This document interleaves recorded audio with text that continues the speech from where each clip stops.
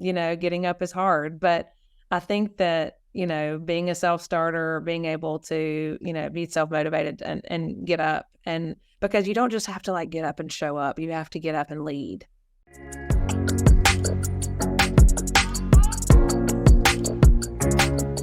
Hi, everybody. Welcome to the Empire Life podcast. I'm Allison Ramsey, your host. And at Empire Life, we mentor female founders in scaling their online businesses. And here at the podcast, we interview women from all around the world about their success stories, A to Z, and how they got to where they are right now. And right now, we are with Laura Johns. She's our special guest, and she's the founder and CEO of the Business Growers. And I'll hand it over to her to introduce herself a little bit more. Yes, thank you so much, Allison. I'm really glad to be here. One of my missions in life is to empower women at every age, and so I'm really I love what you're doing, and I'm really thankful to be a guest today. I run an agency currently that serves founder-led B2B technology companies, and our sweet spot really is that 50 or less employees that either don't have a marketing team because they can't afford it, or maybe they don't need a full marketing team, but they need some help to support potentially one in-house person or no one at all. So we fill those gaps for our clients, and have built a really fun business. With upcoming Monday will be 17 women that work for me. So really excited to continue our conversation. Me too. Wow. We have 5 at this point, and I'm always growing. It's super inspirational to hear about that. And we're all women as well. Yeah, love it. And I want to dive right in and ask you, what are some challenges, Laura, that you feel like you've needed to overcome in your business? And after you've overcome some of these, how did they benefit you and make you feel stronger? Yeah, well, that's a really great question. I have one that comes to mind that I feel like I'm past, and one that I'm maybe not too far past. I'm a little still in the middle of, but I can already see victory on the other side. So I'll talk about that too. But really early in my business, I didn't want to pin it as this, but I do believe that the bottom line was, I don't know that I really fully trusted myself. And so I always wanted to hang on to, and this is, coming from someone who really likes financial stability, which as an entrepreneur, you have to take risks. And so early on when I started the business, I was always looking for that safety net, which I think to an extent is smart to do, but at the same time, you really just have to step out in faith a lot. And so really early on, if I could kind of go back and rewind things, I would have believed in myself a little bit more, and maybe taking the leap to do things without having a backup plan. I do feel like that hindered me at the very beginning of the business, just always questioning, what if this doesn't work? Maybe would have silenced that voice a little bit. And then now I'm actually in, I started in June. So I've been transitioning for the last couple of months out of being the one kind of primarily responsible for as the client point of contact in my marketing agency. So we actually serve our clients with a very high touch service. So we're really more kind of your marketing partner versus an agency where we're transactional. We don't do any project-based work. Everything is in partnership. It has been very hard for me. I've always been the worker bee my whole career, always been the one that's been head down as the CMO for other tech companies. And so it's really, I've learned through reading a book, Buy Back Your Time, highly recommend for any CEO that's really looking to figure out what the most important things are in their business to focus on. I've been in that exercise these last few months, and I'm trying to really focus on what lights me up and what's going to move our business forward.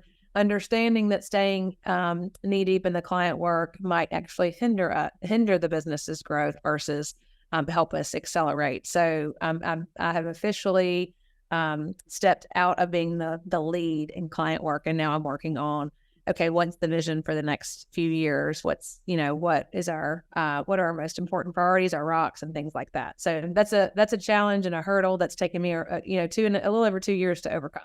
I feel like that's something I relate completely to that. Yep. And I feel like I go back all the time and I try to think, okay, is this task that I'm doing right now, how much could I pay someone per hour to do this task? I try to ask myself that question. Yes. Have you read the book, Buy Back Your Time? Does he say that? I haven't. He actually calculates your buyback rate. So Oh, okay. your buyback rate is not your hourly pay. There's actually a formula that he gives. Dan Martell is the author of the book. There's a formula that he gives you, which again, I'm very like practical. So I needed that. I didn't need to, there are a lot of business books, a lot of like whimsy ideas and, great to think about, but really I needed like something tangible. And he gives you a rate that's your way to calculate your buyback rate. And you ask yourself, for this exact dollar amount, could I hire somebody to do this? And if the answer is yes, do it every time. So I highly recommend the book. It's great. I love that. I love those practical ways to think about it. And sometimes at the same time, if you're listening and you're just getting started, you need to do it. You need to do it all. I know. I'm a firm believer of that. But because you have to know how to do it in order to hire someone, or you have to have some idea of how to do it well in order to tell someone how to do it or delegate the process.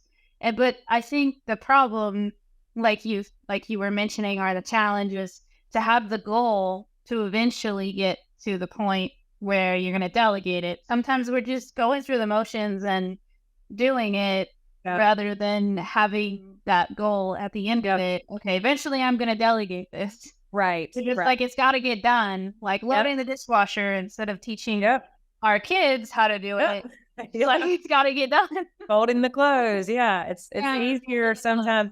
And I will say for those of us who are doers, who really, I'm a Enneagram 3. I don't know if you're an Enneagram person. No, I'm an 8. Yeah. Okay. Well, I'm an achiever, a doer. So it's especially hard for those of us who, especially when that internal voice says, well, you could just do it in 2 minutes instead of tasking it out or sending instructions. But I'm not helping the business grow that way. And that was what that book actually did for me, was make me realize that I'm not benefiting the business. Actually, no one is benefiting if I just keep doing all the things. So yes, all the things. And another way I like to look at it, I feel like maybe 8s on the Enneagram are good at telling people what to do. Yeah, that's a great quality. Yeah. It's a great quality, especially if I'm stressed. That's where I go. I'm like, please do this, and please do it not like that, like this. And I know that I need to do that. But sometimes I don't get to that point until I'm really stressed, which is better to have systems in place and everything. But one time I had a mentor tell me, it sounds like you're the bottleneck of your business, and that's just not sustainable.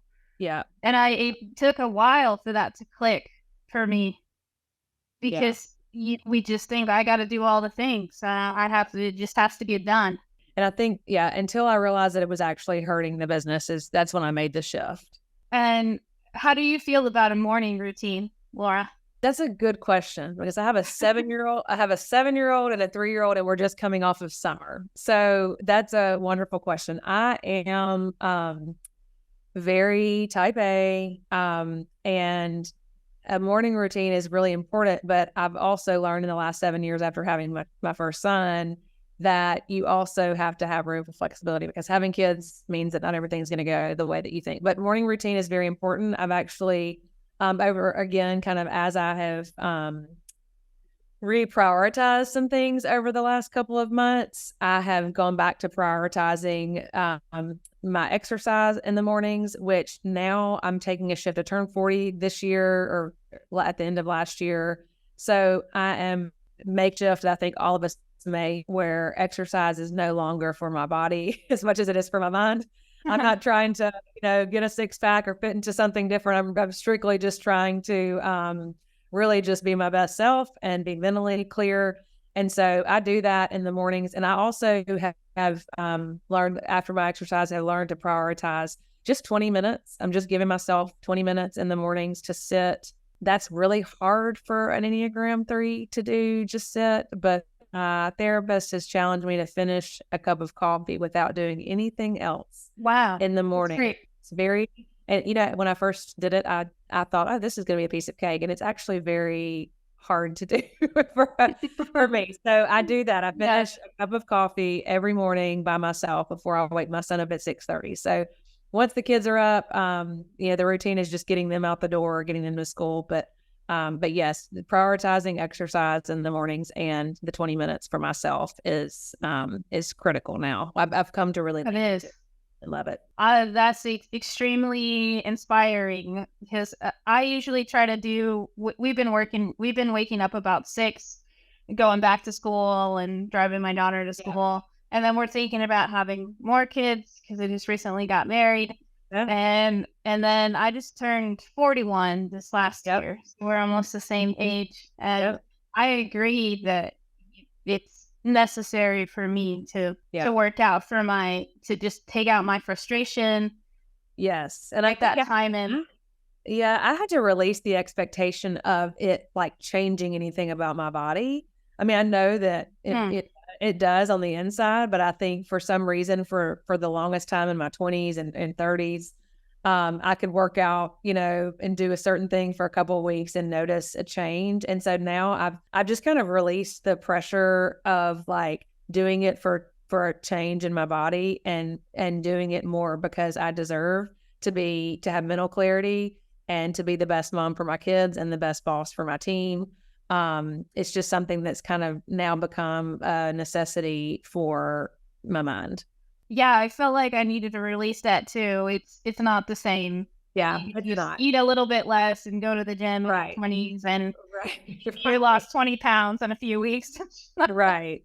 Yeah, we're just doing it to be the best versions of ourselves, and I think that's okay. I think that's honestly okay. That's beautiful to me. That's one of the things about hitting 40 and realizing that under my eyes looks a little different, and my body looks a little different. But people that love us are going to love us, and the rest we can just do the best with what we have. So I think yes, and it's a great example too to work out for that benefit for your kids, kids to see. I'm going to do this because I feel better. I would always tell my daughter that when she was really little, like I'm doing this and then she started repeating it back to me, like mommy needs to feel less stressed. Mommy needs to feel better. So go work out, mommy. You need to feel better. You feel better. You're a better version. And I love too my son. So I have a Peloton. I'm a big Peloton fan. I got it during COVID, and that actually like changed the whole COVID experience for me. I actually got the best shape ever because I was at home all the time. But I do love whenever I'm doing like weights through the Peloton app or on the screen. They have these little mini weights that come with the bike. They're like 3 pounds or whatever to do weight exercises on the bike. And my 3-year-old will come in and he'll pick up the 3 pounds and do his workout with mommy. So it's pretty fun. And did you post about that on your Instagram? I may have. Yeah, I probably did. I feel like I saw that. Yeah. I was like, I didn't even know that was a thing. I love it. Yeah. I want to dive right into and talk about anytime that you felt some resistance come up. I mean, it might have been with working out or taking the next step in your business, hiring the next person, delegating more. What do you tell yourself? Or do you have some kind of mantras? Or I'm a woman of faith, so I will say that that's a big part of the decisions that I make. I think that I also really rely on the people around me. I've built a team that I really trust. That's actually our very first core value is trust. So trust, balance, growth, and solutions. So those are kind of our 4 core values. But trust being the first, I did that intentionally. I know that's going to be what it takes for me to be able to step out and lead the way that I want to, is be able to trust in my team. But also, I think that if you do face any challenge, being able to kind of bounce that off of somebody you trust is really important. So if I ever, experience, I've had a couple of scenarios. I will say the deeper I get into my business, the more really hard conversations I'm having, both with my team, really primarily with my clients. There have been clients that have expectations that were never a part of the offering that maybe I gave, or, expected me to be more hands-on with the project after I sold it. And that was not something that I intended to communicate up front, but apparently that's what they understood. So I've even had a client that has actually accused me of making a change on a website that I did not make. And so those are like, they seem kind of, simple, but I've always wanted people to like me. That's a big, I guess flaw of mine. I don't know, but when you have that as part of the way that you lead, you want people to like you, and then you have conflict and you have clients that make accusations that aren't true. You really have to lean into, I say, your own personal core values. So just like in our business, we have established core values. I have established core values as a person. And so if anything I say rubs, I don't know what the better word is, but if I feel like a challenge internally, sometimes you feel it in your gut, sometimes you feel it in your heart. Sometimes you start sweating, but there are moments where you feel challenged with something, your heart starts beating fast. And I know that one of my core values is being challenged. And so I have to force myself to stop, think about what that is. And then obviously, like, clear as kind is something I'm learning. It's Brene Brown. I'm not sure if you're a Brene Brown person, but I love her. And just remembering that clear communication is really going to be the best, the best thing you can do in those scenarios. So I don't know if that really answers your question, but really just leaning into the people around me that I trust, and then also like listening to my gut whenever I have, and really trying to focus on, okay, what value is this rubbing for me? And in that particular scenario, it was interesting where the client accused me of making a quick change on a website as if I was making a change so that he wouldn't have seen a previous version or something. And I immediately called it. Like, I felt it. Mm-hmm. And what I felt was he doesn't trust me. And again, trust is a business core value. It's an own personal core value of mine. So I immediately called him. And the gap, I will say, of when I feel something and will take action on them has really closed in a lot in my last couple of years as a business owner. It used to take me a couple of weeks maybe to be able to address it, confidently. And now with a lot of practice, I'm getting to the point now where when I feel it, I say it, and I'm just clear. And so that's kind of a little tip, I guess, but that's what I go to is what value is it rubbing, and what can I do about it now? That's a great tip. I grew up surrounded by a lot of chaos outside my house and inside. And I think though something or a strength that came out of that was being able to breathe and stay calm through the chaos and to cut through all of the noise. Yes. Hey, this is what we need to solve here. Yeah. This is what we need to focus on, and be able to clearly communicate that to the client, even if they're emotionally heightened and maybe they're saying things that aren't fully true. Yeah. And I think a lot of time, I talk about this in my team a lot of time we will make assumptions either about our clients or, we'll make assumptions in our other team members, especially like working with other team members. We'll make those assumptions in our head, and then we won't, you have to stop and think, like, what am I making up and what is actually true? Because that's really, a lot of times we're making up things about someone else, or we're making up things about, ourselves. A lot of times that is not true. So being able to just stop for a minute and say, okay, I'm getting mad about something. What am I making up about myself, or what am I making up about this scenario? And then what might be true, just to consider that there is a potential alternative, so that you don't spiral. So I completely agree. And I think something I learned too, especially going through COVID, that I was thinking I needed to shorten my contracts to be able to give. Usually we have 1 year, 2 year contracts, or they can renew after that, of course. So we've had some clients with us for 5 years at a time, and I shortened it to 6 months. And then every person that I had on 6 months renewed for another 6 months. But it was a lot of paperwork for me, and having them re-sign the contract and renegotiating, or just thinking through all those things again, and maybe changing a few things, waiting for them to sign it, getting them on the payment plan again. And one of those clients that renewed, she actually renewed 2 times. So she was 1.5 years. And I needed to end the contract at some point, because there was a lot of assumptions she was making about me particularly, or things and accusations like you were talking about. And I was still coming from that kind of like a scarcity because of all the fear around COVID, and what if I can't get another client? And I kept having more conversations with her, but they weren't really going anywhere, and I wasn't being paid for those extra conversations and my time. And on retrospect, I allowed that to happen because I'm the leader of my company and founder. And I allowed her not to value some of my time. So that's on me, and I take full accountability for that. And I learned through that experience, it would have been better for her and myself to say, I'm gonna let you out of this contract. Everything is okay here. Like, I feel like we've run our course, and I wish you all the best. It would have just made everything And so much in better. retrospect, everything, hindsight is 2020 though, and it's really hard to have those Hard to conversations. let go. Yeah, and hard to have those conversations in the moment, but we learn from them. We learn from. Yeah.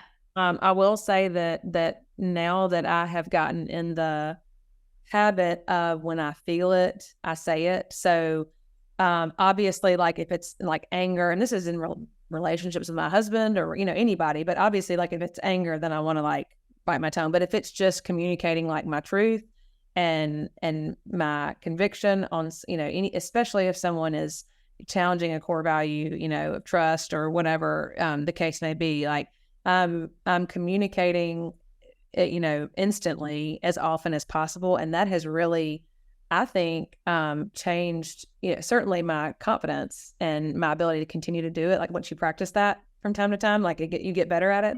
But also I feel like given just me a newfound respect for myself and being able to identify things that aren't aligned with my values quickly, and then also like having hard conversations with the clients and getting rid of the client if it's not a good fit or if it's not serving me or my team.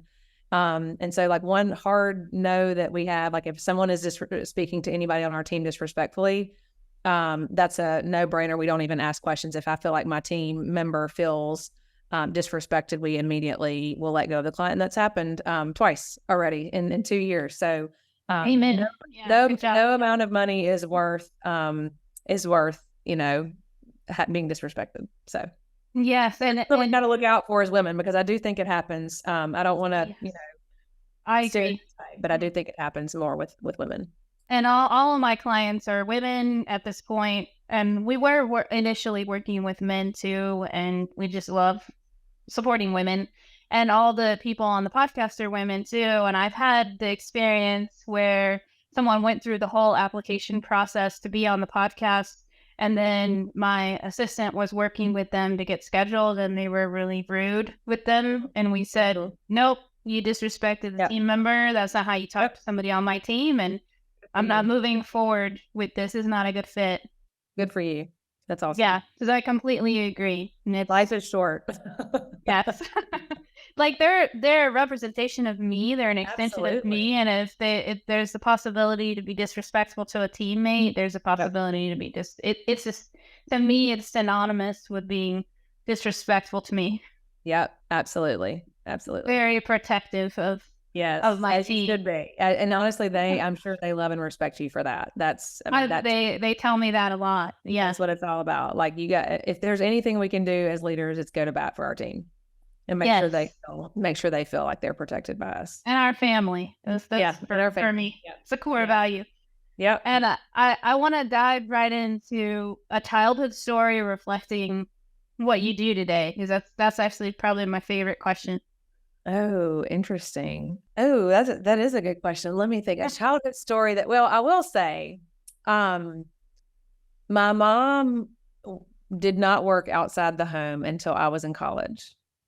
So, we live in a very, I'm in very south, the southeast part of the United States. I'm in a southern Mississippi town, very, conservative family, values and that type of thing. And so the environment that I grew up in, not just in my family, but really just around me, very traditional.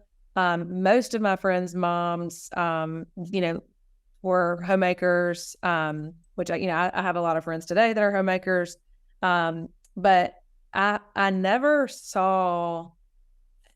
looked at my dad working outside the home and my mom working inside the home as being different in their workload.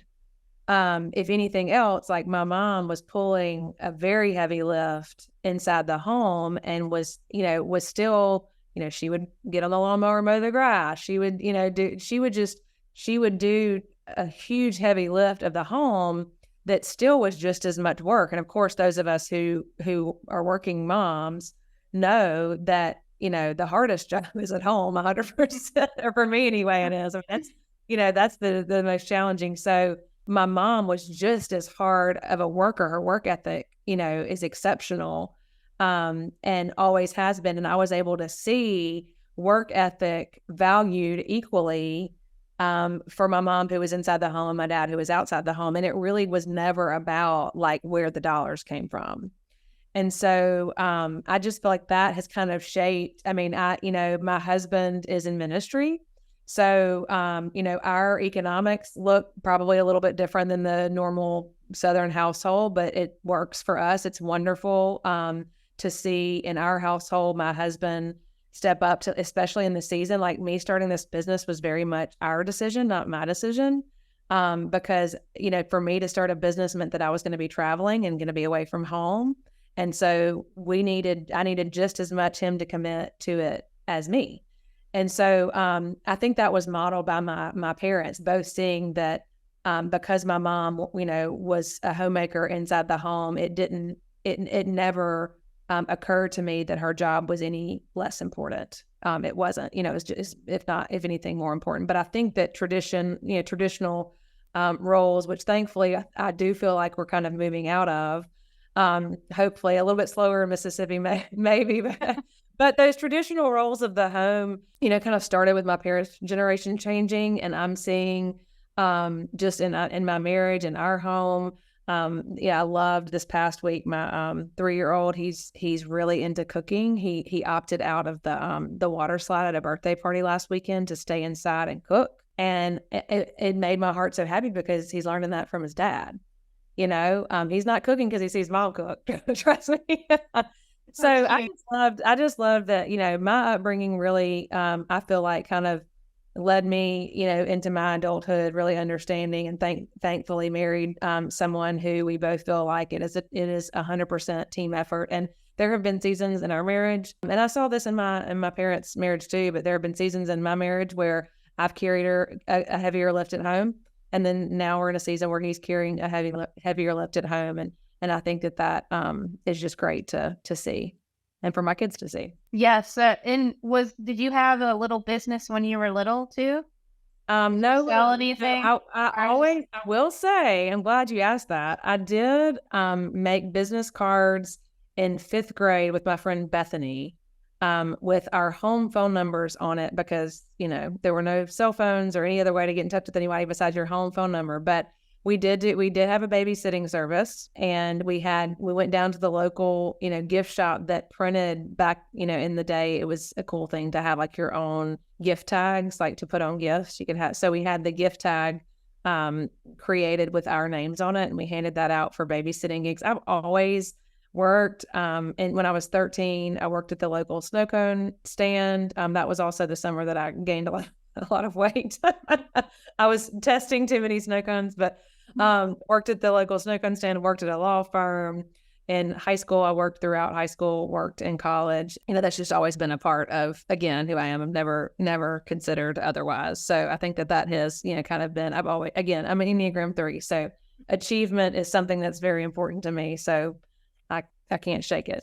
But yeah, I totally respect that. I definitely relate to what you're saying. Oh, the next question I want to dive in. If you were to start a new business today, Laura, what do you feel like are the top 5 things you wish you had known before, or that you learned along the way? Interesting that you asked this. I just published a blog post less than a month ago that's the top 6 things, not 5, but the top 6 things that I wish that I would have known before starting an agency. So I'm going to do 6 if that's okay. Yeah, okay? Perfect. Okay. And they're all in this one post. Yeah. If you go to thebusinessgrowers.com, you can read it. But the first thing is just do good work and quit worrying so much about sales. Like if you do good work, the sales will come. And I feel like I was, again, kind of going back to like when I first stepped out on my own, I don't know that I fully trusted myself. And I was so worried about the numbers so that I could get paid, instead of just like leaning into doing the good work and dreaming big and just committing to quality. So I would say just do good work and the rest will fall into place. I feel like, making it a point, and this is not for everybody, but for me, I became more profitable when I focused on an industry and really, selected my point of focus. And I think that, in marketing agencies, of course, people can be generalist agencies, and I started as that, but I've always been in B2B tech. And so after about 6 months, I realized, hey, I can make, I looked at my clients and I said, okay, where am I making the most impact? Where am I making the most money? Where am I having the most fun? I looked at those three things and quickly realized that after being in technology for 19 years, that it was time to select my focus. So we focused on tech at that point, and that's been, so I probably would have done that sooner, and just started that way. I took 6 months to figure that out. But third would be recognizing and unleashing your team superpowers. Once you start building a team, I think that we're wise in leadership to recognize the skills that our team has and make sure that we're not trying to fit them into a role. For me, I try to make sure my team knows the plan of who we're hiring next, because I would really hate to hire somebody for a position that someone else on my team wanted. So that's a good point. Really making sure that we're, as fast as we're growing, that we're recognizing the skills that our team have, communicating often about what's coming in terms of open positions, and then just making room for their gifts instead of just feeling like, oh, well, so-and-so's always done this, so this is what they're going to keep doing. Like, that's not a growth mindset. SOPs, I would fly by the seat of my pants all day if I could. But that's not healthy for scaling and growing. So I would establish SOPs earlier. We're in the middle of doing them, revising them. I guess right now, Vicky, my VP of Ops, is working on those, and I would have done them way sooner had I had the bandwidth. And then hire smart and hire early. I think that the worst hire you can make is one that you make in desperation. So if you're desperate to hire, then you're going to bring somebody on that's not the right fit. So just making sure that you hire ahead of the need, if at all possible. I know that not all the time money allows for that, but if it does. Also, just learning from other CEOs. I've made it a point this year to really spend time with other people doing what I'm doing, specifically in marketing agencies. They're the ones that referred me the book Buy Back Your Time. The book changed my life. I've got another trip planned and later this year to go down and spend more time with them, just making it a point to be around other people that can help me cast better vision and be a better CEO. Wow, you summarized that so fast. Yeah. Well, like I said, I just wrote the book, so it's fresh. Perfect. Yes, I completely agree with all of those. So they're really important, and we're combing through all of our SOPs. I like to refer to it as a evolving document. It's constantly never finished. Exactly. And what do you feel like are the top 3 traits that make someone the successful entrepreneur? You have to be self-motivated, because, I just thought that waking up in the mornings and not wanting to go to work was something that happened when you work for someone else. But it actually can happen even if you're your boss. There are some days where, like the Monday after a holiday, and I'm exhausted, and we were all up late, and it was a long weekend, and, getting up is hard. But I think that, being a self-starter, being able to, be self-motivated and get up, and because you don't just have to get up and show up, you have to get up and lead. And so that's where I'm learning things like that 20 minutes every morning, or the exercise, or, spending one day a month just by myself, which is very hard for me, like taking those types of things and committing to them so that you can be a better leader. I think that's really important. That's, I'd say just being able to be a self-starter. And then I think that had I not had a lot of trust in my team, I wouldn't have hired 17 people at this point. It's the first 2 or 3 hires were really hard to make. And then all of a sudden, I'm just letting my team lead the hiring process, and they run the hire by me when they feel confident. And I could really hang on to that process and try to get involved, but I trust my team. And if we fail, we're going to fail forward, so we can all do it together. So really just having I know I've talked about trust a lot, but obviously it's really important to me, but just having confidence in your team and trusting them to get the work done, I think is huge. It is huge. I have a member of my team who does all of our social media and answers all questions on social media, and that's taken me a lot of trust, because she's representing the whole company and our voice and everything. And she designs the graphics. And to be honest, a lot of times when I give her an idea or I say this is more what I want about something, well, I usually don't have to do that lately because she just does it and does it amazingly. Yeah. I think it's hard for us to admit that there's areas where someone can do it better than I know. I know. I'm gonna be honest. But isn't that fun when you finally get to be honest with yourself? You realize how freeing that is. It's completely freeing. Mm-hmm. Yes, because I could have spent 5 hours doing that and it probably still wouldn't look as good.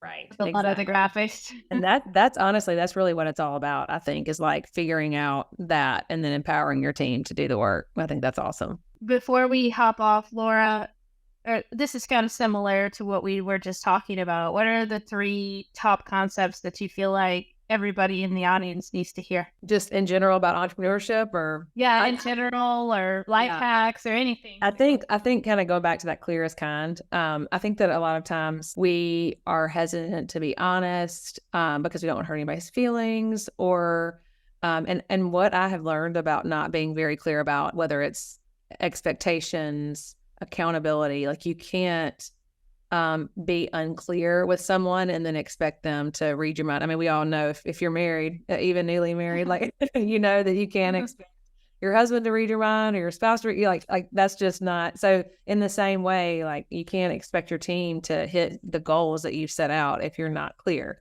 So clear is kind. That's Brene Brown. I very much love, I know I've already mentioned one book, but Dare to Lead is a book that she wrote that has also transformed me as a business leader. I highly recommend it. I'll have to pick that up. We also have a best-selling book called Redefine. All right.